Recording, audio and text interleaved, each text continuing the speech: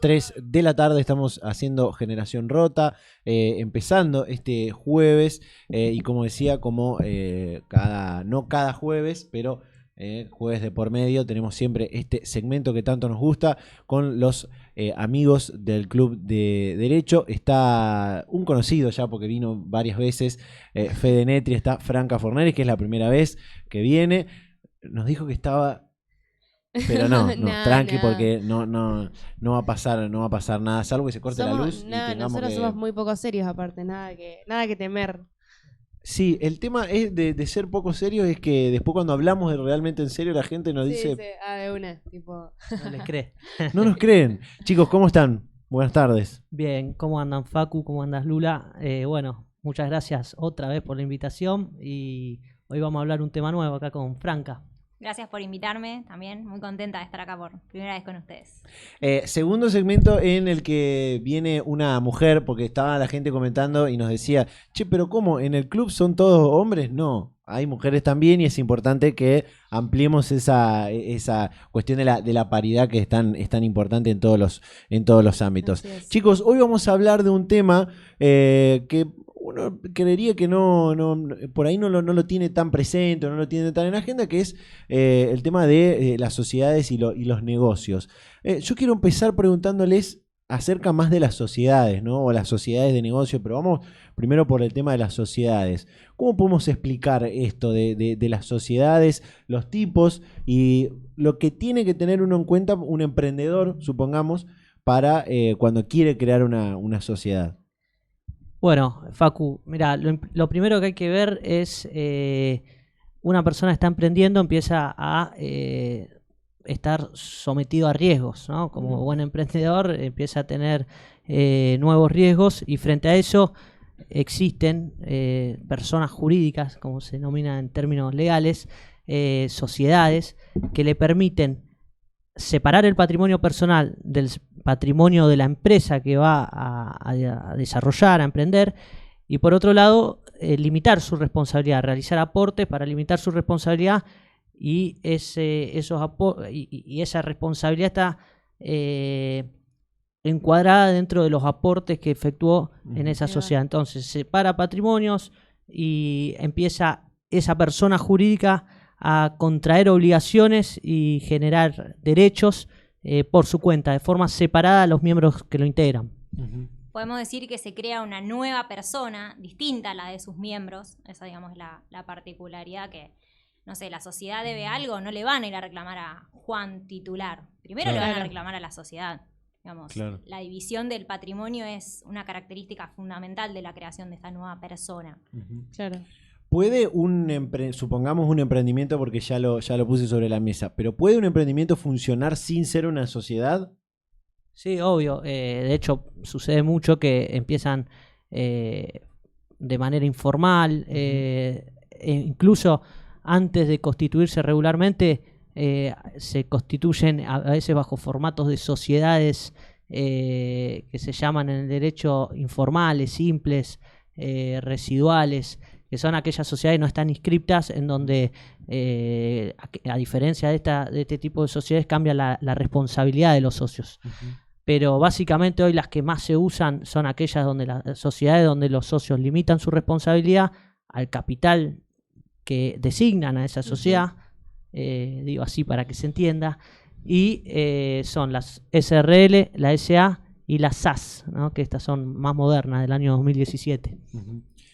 Por ejemplo, sí, si yo quisiera asociarme con Fede, podemos hacer un escrito en el que establecemos cuáles son nuestras obligaciones, nuestros derechos, qué es lo que queremos hacer juntos y darle de alta eso en AFIP y ser una sociedad de estas que dice Fede, que antes se denominaban irregulares. Claro. Hoy podemos decir sociedades simples y podemos trabajar igual pese a no ser registralmente una sociedad. Claro.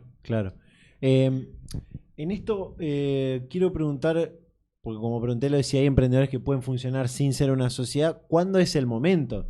¿No? Y a quién hay que consultarle lo voy a decir después, pero lo voy a preguntar después. Pero ¿cuándo es el momento? ¿Cuándo un emprendimiento o personas que se juntan para, no sé, abrir una productora de medios, como puede ser Agofa TV, o un bar o lo que sea, tienen que pasar a ser una sociedad? Bueno, mira, el momento es muy personal, ¿no? Pero Bien. básicamente cuando la sociedad, cuando esta persona empieza a facturar más, pues también existen las sociedades unipersonales, o sea que Claro. una sola persona pueda constituir una sociedad regular, pero ¿cuándo es el momento? Buena pregunta. Entonces, el momento empiezan a haber mayores facturación en esa empresa, en ese emprendimiento, empieza a someterse o realizarse más contratos Ujú. con terceros, con personas, con proveedores, con, bueno, lo que fuere, servidores. Entonces, frente a eso, los riesgos empiezan a ser cada vez mayores. Las reglas, es importante que entre los socios estén claras, y es un momento recomendable para empezar con una sociedad.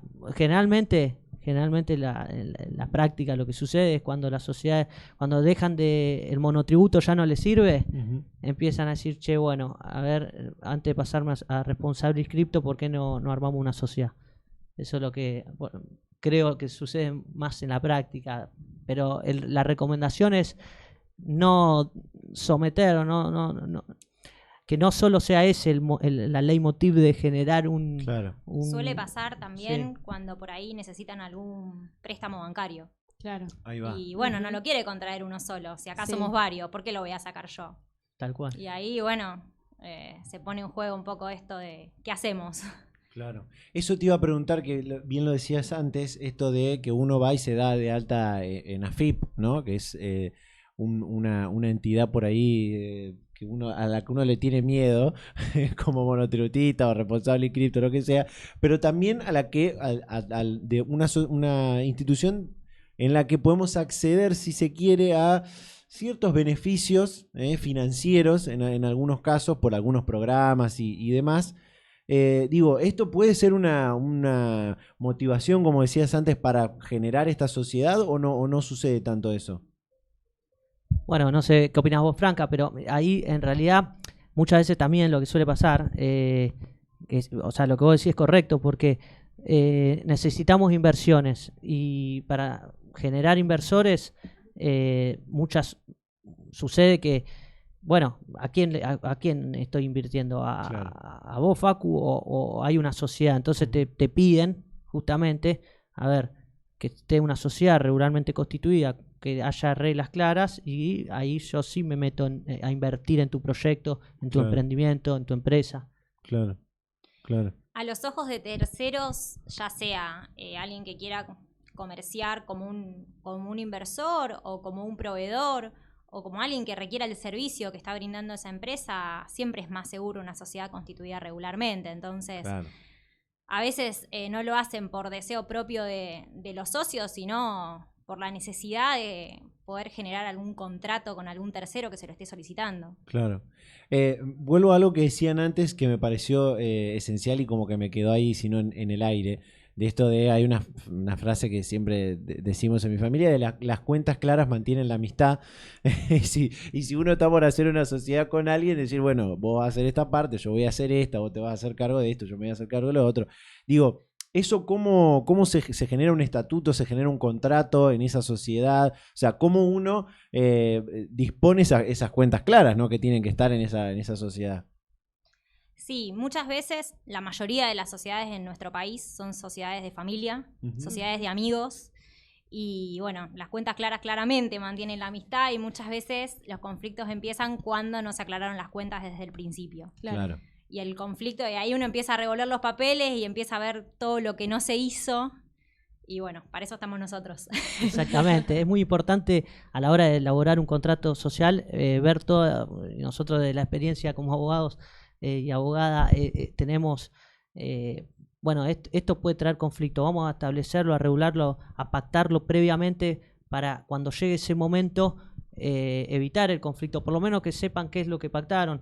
Por ejemplo, ante el fallecimiento de un socio, ¿qué hacen? ¿Se incorporan los herederos? ¿No se incorporan? Claro. Ante un socio que quiere vender su participación, que se puede vender a cualquiera o no, vamos a poner límites, primero el derecho de preferencia, y así con un montón de cuestiones, porque el ser socio, por ejemplo, una cuestión básica, vienen los problemas y te dicen, yo me mato en la sociedad, laburo todo el tiempo y mi socio no hace nada.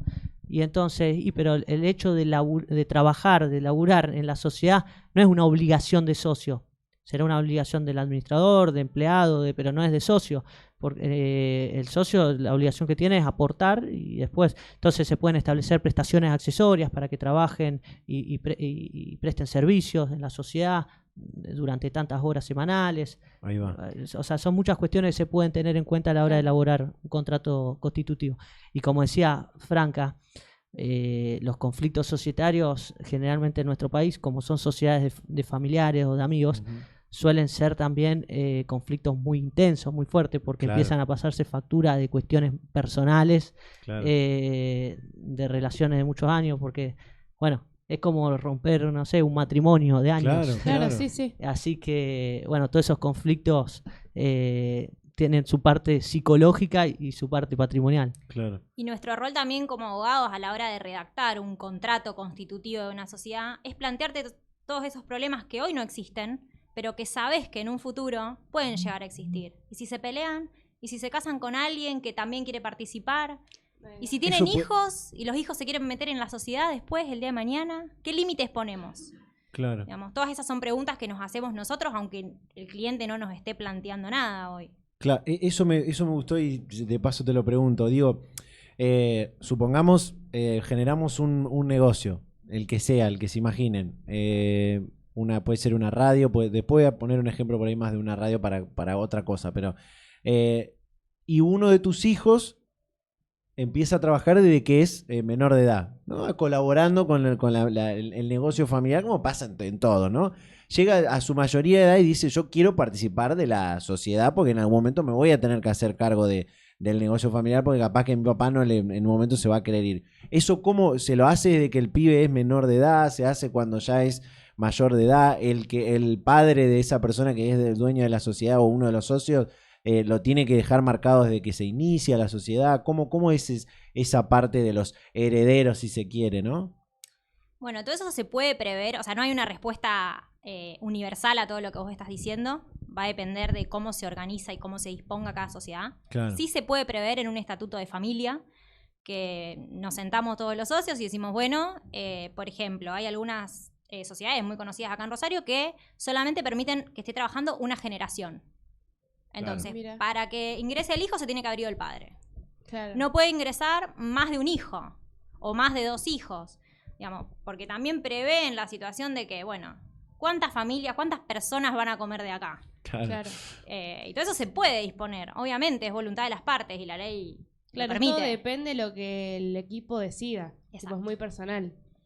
También lo mismo puede pasar si hacemos una sociedad, Fede y yo. Y Fede se casa un día y la mujer de Fede quiere sumarse a la sociedad. Yo me puedo negar como socio a que, por ejemplo, no sé, doy una cuestión así de ejemplo de por ahí un conflicto que se puede armar también en la sociedad. Una de las partes se puede negar, entre comillas, decir, no quiero que esta persona se sume porque, como vos decís, digamos, ¿cuánto vamos a comer de este lugar? Sí, tal cual. A ver, pactar es prevenir conflictos, ¿no? Prever conflictos implica, por ejemplo, si se contrae el matrimonio ante el fallecimiento, ¿se incorpora o no se incorpora la cónyuge? ¿Se incorporan o no se incorporan los herederos? Eso todo se puede prever, forma parte de la autonomía de la voluntad. Si no se prevé, se aplica de forma taxativa lo que diga la ley, que por ejemplo para las sociedades anónimas tiene una disposición que es muerto el socio, se incorporan los herederos. Para la SAS lo mismo. Para la SRL se discute. Algunos dicen que sí, otros dicen que no. Y bueno, es una discusión doctrinaria. La mayoría de la doctrina y jurisprudencia dice que muerto en la SRL, muerto el socio, se incorporan los herederos. Esa es la mayoría. Pero bueno, si no está pactado, hasta puede ser un motivo de conflicto. Entonces, y también hay que tener en cuenta, en base a lo que vos preguntabas antes, que una cosa es que el hijo empiece a trabajar en la sociedad y todo eso, que se incorpore como socio, porque la sociedad tiene un sistema organizacional de 2 órganos principales, por así decirlo, que son el órgano de gobierno, que son los socios, los que van a ser los socios, y el órgano de administración, que va a ser no los socios, sino los que administran, los que están en la cotidianeidad de la toma de decisiones propias de la administración. Claro. Ahí va. ¿Pueden ser las mismas Pueden- personas? Generalmente en Argentina coincide el órgano de gobierno, los socios, la que tienen la mayoría, integran también el órgano de administración, pero generalmente son los mismos, pero puede que no lo sean. Claro. Yo quiero aprovechar para contar algo que Sí. surgió en el estudio, que han venido clientes a consultarlo, que por ahí nosotros como vos lo tomamos como algo re lógico y por ahí la gente no lo sabe. Fede constituye una sociedad con vos Ujú. y después se casa mañana, pasado mañana o dentro de 3 años, la sociedad la tiene con vos. Y Claro. su esposa o su esposo no va a tener ninguna injerencia en esa sociedad. Claro. ¿Sí? Porque ya sea las cuotas sociales o las acciones o los títulos que tenga, son de él a título personal. Por ahí, viste, la gente dice, no, y si me caso todo lo que hice durante estos años, no. O sea, a partir de que vos te casás, podés elegir el régimen y del casamiento para atrás, del matrimonio para atrás, es todo Claro. tuyo. Claro. Y por ahí esas confusiones se generan. Claro, y a la hora de renunciar a ese contrato también hay que llamar a un abogado, tiene que haber todo un plan entre los dos socios para poder renunciar o no, porque tipo, no, yo quiero que esté mi mujer acá, no estoy de acuerdo, bueno, listo, renuncio. Sí, en realidad más que una renuncia, ahí va a haber una venta Ahí va, de su Ahí va. participación. listo. Claro. Un conflicto más grande. Sí, porque claro. Si renunciaba, Porque hay que bueno, ponerle un precio a Claro, eso. claro. Claro. Que incluso, a ver, si estás has contraído matrimonio, tiene que haber asentimiento conjugal en la venta, todo. Claro. O sea, necesitas también de la firma del cónyuge. Bueno, sí, como decía Franca, se pueden originar muchísimos conflictos societarios que se dan en la práctica y generalmente son por vínculos familiares y así como también se constituyen sociedades para emprender, también se hace con patología a veces para, por ejemplo, constituir una sociedad para poner todos los bienes a nombre de esa sociedad y con eso sacarlos de la sociedad conyugal o por lo menos Claro. dificultar a la hora de un divorcio que esos bienes entren dentro de los bienes gananciales. Bueno, son fines extrasocietarios y la ley eso le aplica sanciones, pena ese tipo de conductas, como también la sociedad offshore. Claro. Aquellas sociedades se constituyen en el extranjero con fines que no son lícitos, por ejemplo, para evadir impuestos, ¿no? Eso que ¿se acuerdan los Panama Papers? Claro, Todo eso claro. que estuvo de moda hace unos años. Bueno, todas esas cuestiones patológicas la ley las sanciona Ujú. y aplica justamente remedios jurídicos para evitar que sucedan. Ujú. Quiero entrar en un tema que tiene que ver con esto que decías, porque nos mandaron una pregunta también de la gente que está escuchando el programa, pero voy a hacer primero mi pregunta, perdón, al oyente que mandó, pero primero voy a hacer mi pregunta que tiene que ver con esto. Vos generás una sociedad con familiares o con amigos, ¿no? Una sociedad en la que tenés que poner un negocio que requiere comprar elementos. Supongamos una radio que tenés que comprarle este micrófono, estos auriculares, la computadora y demás. Todos esos elementos pasan a ser de la sociedad, no de las personas. Si la sociedad se rompe, ¿qué pasa? ¿Qué tiene que pasar con esos elementos? ¿Se tienen que se los tienen que vender? ¿Se los tienen que repartir entre las partes? ¿Cómo tiene que ser ese patrimonio, podríamos decir, que tiene la sociedad? ¿Cómo se distribuye después? Bueno, mira, a ver, puede haber distintas soluciones para eso si la sociedad se rompe. Una que supongamos que nosotros somos socios, nos peleamos y todo esto está a nombre de nuestra sociedad.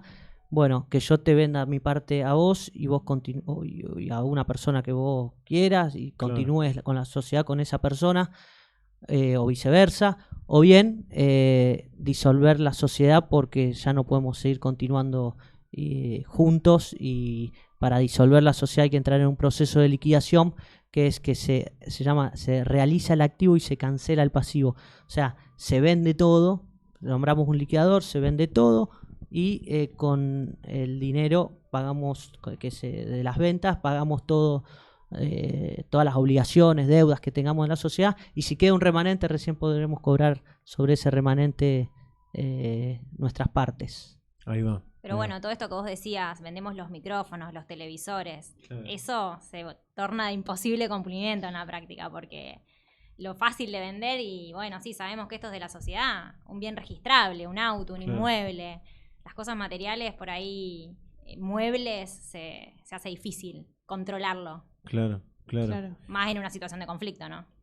Bueno, de hecho sí, se puede empezar a agarrar un día, venir, te llevas todo y después yo tengo, si no hice el inventario con un escribano, con alguien que dé fe de todo lo que teníamos, salvo que tengamos las facturas, bueno, empieza a hacerse un conflicto, Claro. una guerra sin trinchera. Bueno, acá un oyente manda, no sé si tiene que ver con lo mismo que yo pregunté, porque la verdad que yo voy preguntando en base a cosas que se me ocurren, pero un oyente manda, hola, ¿podrían preguntarle al doctor Netri si la prima en la emisión de acciones de sociedades que no hacen oferta pública es facultativa? Lo manda el doctor Esteban Chiodo. Bien, él es un especialista, estudió en el máster de Derecho Empresario y por eso el tecnicismo de la pregunta. La prima de emisión es obligatoria en los aumentos de capital. Estábamos hablando de que la sociedad tiene un capital y tiene que necesita mayor capital para, no sé, queremos abrir una nueva planta. Lo explico para que se entienda esto. Sí. Queremos abrir una nueva planta de producción, no la tenemos. Entonces, frente a eso, ¿qué hacemos? Necesitamos fondos, hacemos un aumento de capital, aporte de socios. Entonces, esos aportes que realizan los socios en la sociedad son aportes genuinos que van a pertenecer a la sociedad. Bien, ¿qué pasa? Como la sociedad ya está en marcha, no es un aporte originario, sino que es un aporte dentro de un proceso de sociedad en marcha, el valor nominal de las acciones no vale, a lo mejor es de $1, pero en realidad el valor real no es $1. El valor de cada acción de esa sociedad vale mucho más que $1. Claro. Entonces, ahí aparece lo que es la prima de emisión, que es un sobreprecio que no se imputa al capital, sino que se imputa a una cuenta contable que se llama dentro del estado de evolución del patrimonio neto, que es la cuenta de prima de emisión. Y entonces,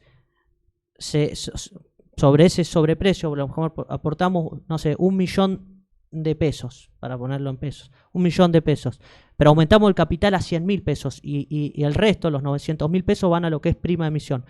Entonces, en cuanto a que si es obligatorio, sí, si hay conflicto, a ver, si no hay unanimidad en la decisión, es obligatoria. Y generalmente los Inspección General de Justicia, Inspección General de Personas Jurídicas, te obligan a justificar esa prima de emisión que tenga que ver con el valor real de esas acciones.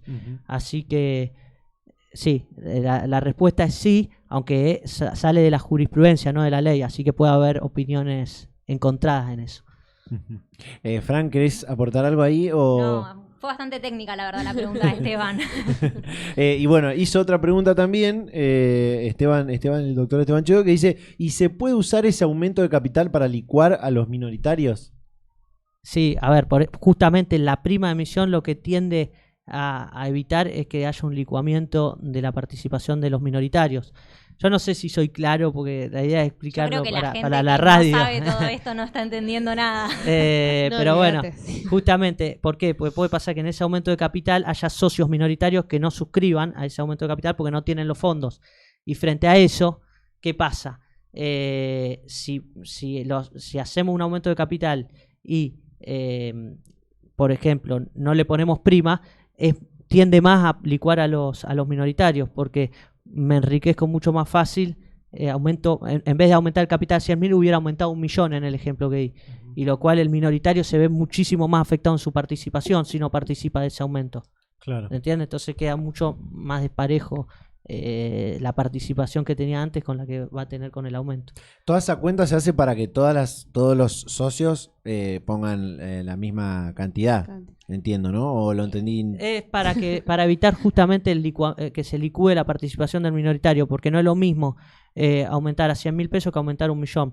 El que suscribe el aumento de 100.000 pesos, si hay uno que no lo suscribe, bueno, pierde participación, pero no tanto como si no existiera la prima. Si no existiera la prima, se hubiera aumentado 1 millón y el que no participó se encuentra muchísimo más licuada su participación. Claro. Porque cada monto que va a poner cada uno va a representar un porcentaje del capital social. Entonces, si no pone, no sé, originariamente habían puesto 10 pesos cada uno, eran 10, perfecto, cada uno tiene un 10%.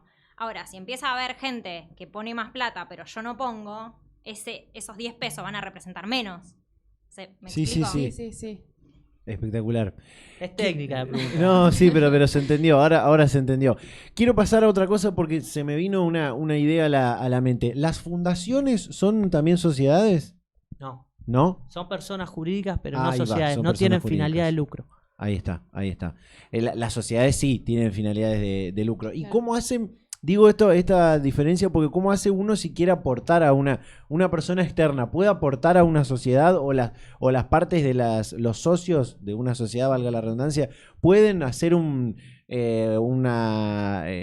campaña para que gente externa aporte a esa sociedad o no pasa eso? ¿En qué sentido el aporte? O sea, Para esto del capital, por ejemplo, o sí es vender una acción dentro de esa sociedad.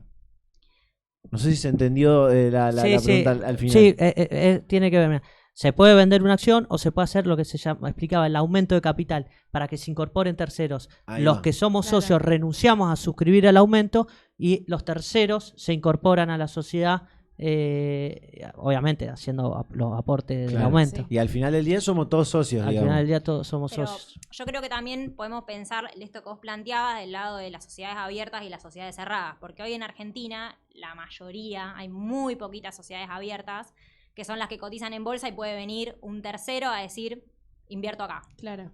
O sea, eso en Argentina es mínimo. O sea, si vos vas a, no sé, una sociedad que tiene una zapatería y decís, che, quiero invertir acá, te van a decir, no te conocemos. O sea, no puedes meterte en nuestro negocio. Claro. O sea, un tercero cualquiera en cualquier sociedad, en los términos en los que están dadas las sociedades en Argentina, no ocurre. Porque no hay esa cotización y esa apertura para que ingrese cualquier tercero a invertir en un negocio. Claro. Bueno, hoy está mucho el mercado de que compras acciones en algunas empresas que obviamente ofrecen que vos puedas comprar, como bien decís, pero no sé si eso está también regulado, lo de la compra de acciones, o uno tiene que esperar que tal sociedad o tal empresa tenga que poner acciones a la venta. Digo, ¿cómo es la regulación de eso? Claro, lo que vos hablás, que es lo que explicaba Franca, es el tema de las sociedades que cotizan en bolsa. Bien. Las sociedades que cotizan en Bien. bolsa en Argentina no llegan al 7% de las sociedades anónimas que tenemos en nuestro país. O sea, imagínense lo mínimo que es la cantidad Claro. de sociedades que se denominan abiertas. Claro. Por ejemplo, yo quiero comprar acciones en, no sé, me sale en Twitter, Claro. no sé cómo se llama. Bueno, voy a un mercado y compro las acciones dentro de la bolsa. Pero en la sociedad argentina eso es prácticamente muy pocas que cotizan en bolsa en los mercados abiertos. Y obviamente si yo quiero, dentro de las sociedades que cotizan en bolsa, quiero comprar acciones, sí, y funcionan dentro de ese mercado, ¿no? Claro. Dentro de ese mercado donde cotizan. Quiero volver algo al principio que hablábamos para ir cerrando algunas ideas. Esto de que, uno puede generar una sociedad con la familia, con amigos, con varias personas, pero también puede generar una sociedad de uno solo. ¿Cuáles son las diferencias, las cosas positivas? Las cosas positivas que no te puedes pelear con nadie, salvo que seas medio border y tengas como personalidades ahí varias. Pero ¿cuáles serían las cosas positivas, las cosas negativas, los beneficios, ¿no?, de una o la otra? De hacer una sociedad entre dos o tres o más, o una sociedad de una sola persona.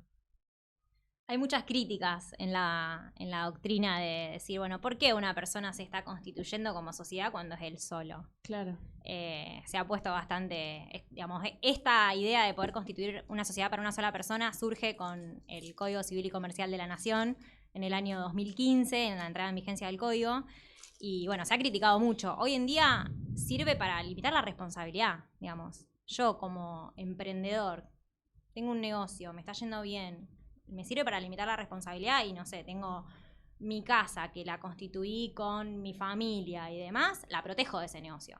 Claro. Digamos, es para eso, para que los acreedores de ese negocio no me vengan a atacar, no sé, el auto, la casa o otros bienes que yo tenga con mi familia. Se critica mucho porque digamos, como que se le está dando la posibilidad de evadir a esos acreedores. Pero bueno, es una herramienta que permite la ley. Claro. Claro. Es como que vos Digamos, podés... tenemos 2 bibliotecas, no sé qué pensará el doctor Netri. No, a mí la sociedad unipersonal me encanta. La verdad que creo que Tenés ganas de evadir entonces. No, mira, se puede evadir de a 2, a 3, Sí, eso es otra. sí, obvio. Pero digo, me gusta, pero es verdad que es muy criticada porque el concepto de sociedad siempre fue un concepto de 2 o más personas que Claro. y concentran capitales para desarrollar una empresa, ¿no? Pero entonces viene a cambiar un poco como una persona arma una sociedad, una persona jurídica distinta, un ente que contrae obligaciones, crea derechos. Entonces, esto a mí me gusta particularmente porque antes lo que pasaba es se ponían 96, 95% a una persona y bueno, y como tenía que buscar un socio le ponía un 5%.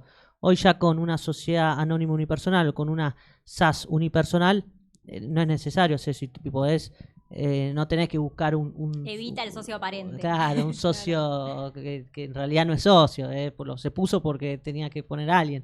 Entonces de esa manera, bueno, estás dándole un marco de realidad y podés vos ser el único socio y desarrollar esa sociedad como unipersonal. Yo lo veo igual, por lo que estoy aprendiendo una banda de... Sí, una locura. Creo que el año que viene me voy a anotar a... Es apasionante, el Lo derecho puedo- societario es el más lindo de Aparte todos los ustedes derechos. me van a ayudar, me van a pasar algunos apuntes, así que capaz que me anoto. No, quiero lo preguntaba esto porque lo veo positivo en el sentido de que uno genera un patrimonio para lo que es el negocio, pero también está la cuestión de la evasión, porque uno también puede aumentar a partir de su negocio su patrimonio personal. Que si entras en una deuda, entras, no sé, en el Veraz y te empiezan a correr, te van a sacar el patrimonio o te van a perseguir por el patrimonio de tu negocio, no por el familiar. O te pueden perseguir también por el patrimonio personal, más allá de que seas una sociedad unipersonal. No sé si se entendió la pregunta, entendió, pero... sí. Yo lo entendí. Sí, sí, a ver, obviamente que si armaste una sociedad con fines de perjudicar a terceros, con fines extrasocietarios o violando la ley, se puede atacar los patrimonios personales de la persona, porque justamente se hizo con una finalidad no querida por la ley, por el legislador. Claro. Entonces eso tiene repercusión en el patrimonio personal y se extiende la responsabilidad a los socios y van a responder esto ya de forma solidaria e ilimitada. Solidaria es que si hay uno solo, bueno, responde con todo su patrimonio. Ahora, si somos varios, cualquiera del todo respondemos por todo. Pero ahí ya lo estás obligando a tu acreedor a tener que demostrar todo eso en un juicio. No es tan sencillo. Tal cual. A ver, porque me parece que mandaron otra pregunta.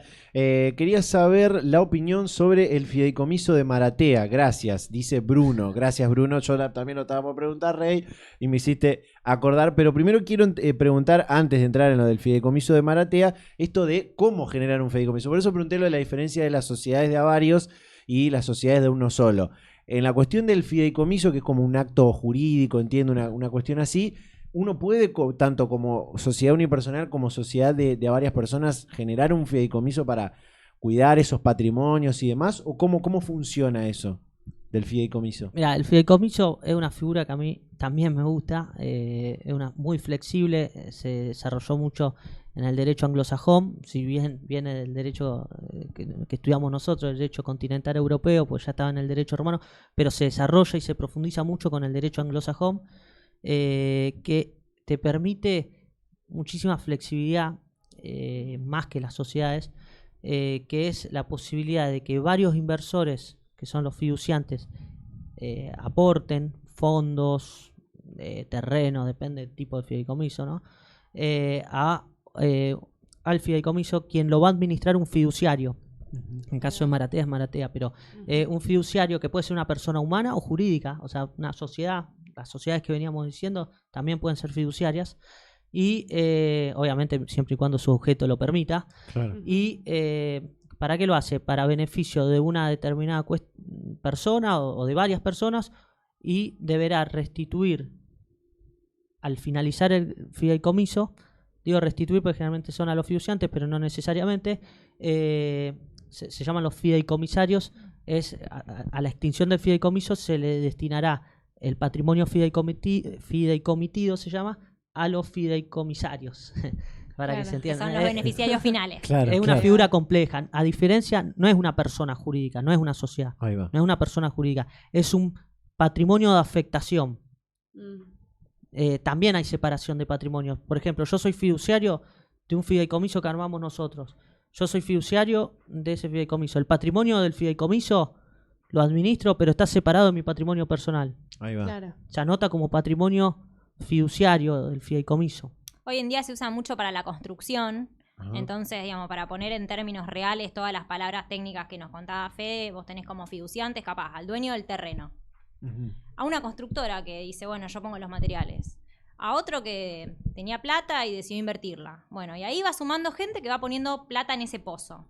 Después tenés un fiduciario, que a lo mejor es una constructora, que va a ser la que administra todo eso para lograr un fin común. Que deciden que es la construcción del edificio, Sí. cito, en calle tal. Genial. El fideicomiso se va a terminar y se va a extinguir cuando ese edificio ya esté hecho. Claro. Y la idea va a ser darle una unidad a cada una de las personas que tengan designadas. Ajá. Ahí va. Y Eso es espectacular, porque, perdón, Facu, Sí. pero porque a lo mejor yo no tengo dinero para comprarme un departamento ahora, pero bajo el formato del fideicomiso voy invirtiendo todos Claro. los meses y en 3, 4 años poniendo dinero puedo lograr lo que no me podía, era inimaginable en un comienzo, Claro. que es que irme con un departamento. Claro. Es parecido a lo que pasa hoy con algunos desarrollos inmobiliarios, ¿no? Más o menos parecido a eso. Es que la mayoría de los desarrollos inmobiliarios usan esta figura. Ahí va, ahí va.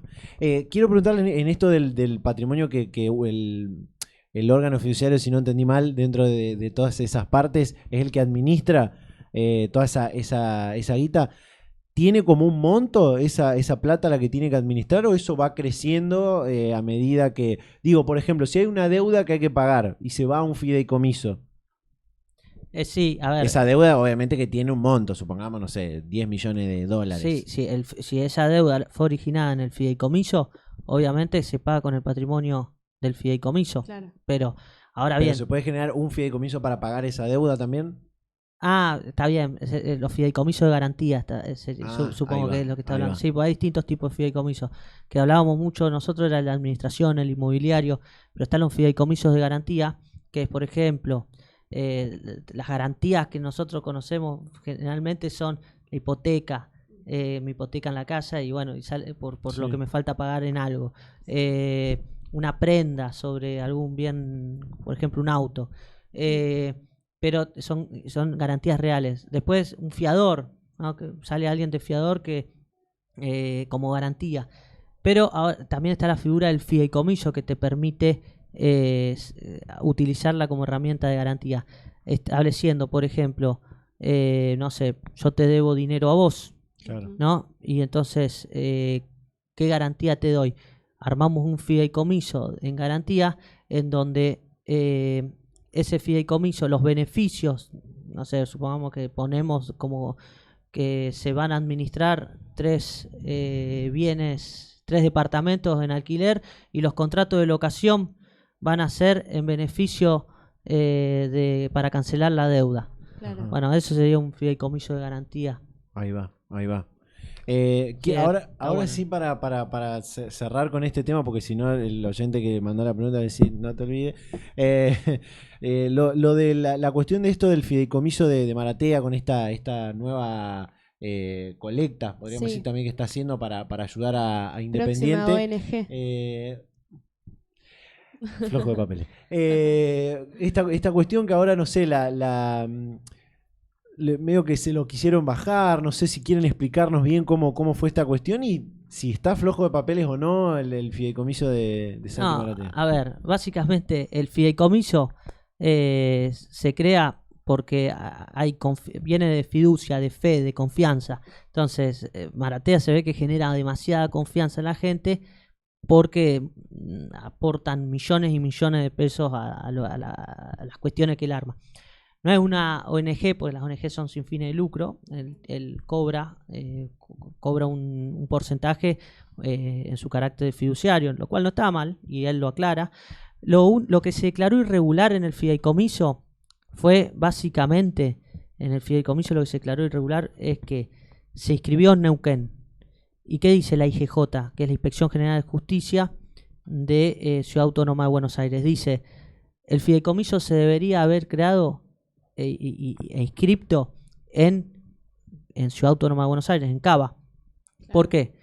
Porque no hay punto de conexión entre Neuquén, donde se inscribió, y el fiduciario, el domicilio del fiduciario, que según la IGJ es el que, por una resolución general que tienen, es el domicilio del fiduciario, es el que determina el lugar donde debe inscribirse el fideicomiso.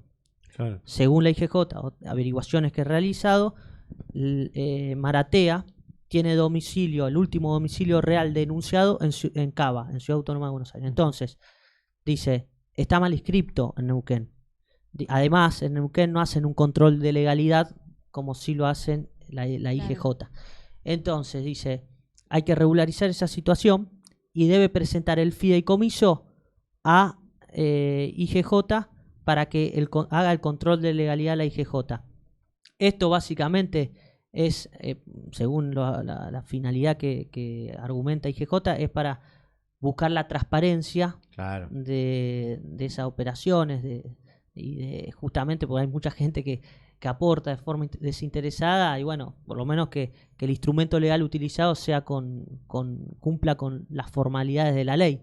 Claro. Así Mucho, que, muy importante. Así que bueno, ahora hizo la presentación en IGJ y veremos, pero esa es la irregularidad que se encontró, Claro. el tema de dónde fue inscripto. Claro, pero no por eso se le va a caer, digamos, la cantidad de, creo que va por los casi 900 millones de No estoy pesos. al tanto de los números, los no, últimos sí. números. Ni yo tampoco, pero, sí, son- pero Sí, más o pero menos van está por por ahí. ahí, creo. Sí. Está por llegar a los 1.000 millones, una cosa así. Sí, bueno, por eso, pues genera la confianza, que es fundamental en la figura del fideicomiso. También por ahí estas cosas que va alguien a inscribir algo, o sea, en este caso es un fideicomiso, a veces es una sociedad a otra provincia que no es la suya, es porque hay mucha disparidad entre las provincias en Argentina. Si bien todos tenemos el mismo Código Civil y Comercial de la Nación y la misma ley de sociedades, la forma de manejarse de cada registro y por ahí las trabas que van poniendo obligan a la gente a poder buscar la solución que necesitan en otro lado. Claro. Claro. Entonces,